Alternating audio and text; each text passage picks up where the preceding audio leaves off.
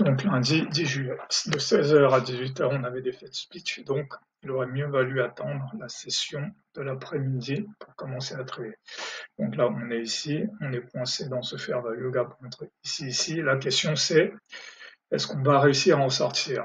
Donc en H1, on peut voir la même chose, on est coincé ici, on a essayé de monter, on est redescendu, on a essayé de descendre, on est remonté. Donc là, le marché n'a pas clairement dit la direction qu'il voulait prendre. Donc, qu'est-ce que ça donne? Donc ici, pas vraiment un signal encore, pas encore. Là, j'ai mon signal que j'appelle 3 clôtures plus hautes. Donc là, je prends. Ici, j'ai une inversion. J'aurais dû vendre ici, parce que ici, sur le dos, c'est quand même une inversion assez forte.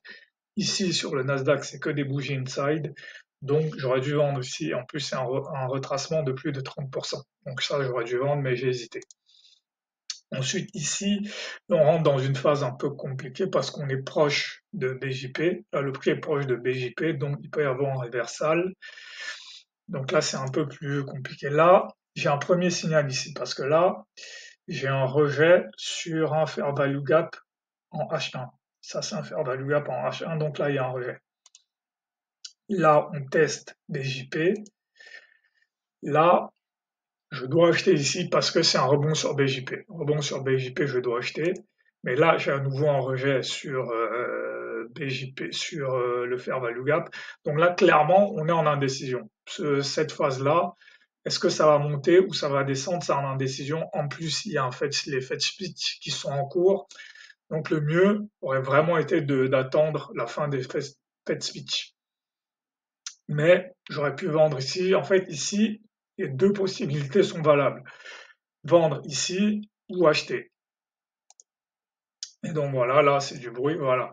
Et là c'est le piège. Pourquoi ici c'est un piège? Parce que là, effectivement, on peut se dire que maintenant c'est les vendeurs qui ont pris la main, mais ici le DXY est en train de baisser. Le DXY est en train de baisser, on a les indices qui baissent, ça reste quand même une faible probabilité. Ici, on est sur un retracement de 50% ici. Alors on est sur un retracement de 50%, donc là c'est un piège parce que même si le marché donne l'impression qu'il va baisser, le plus probable c'est que ça va se retourner en fait. Et là, juste après, voilà, là il y a un retournement et là il faut acheter. Voilà, là, signal d'achat.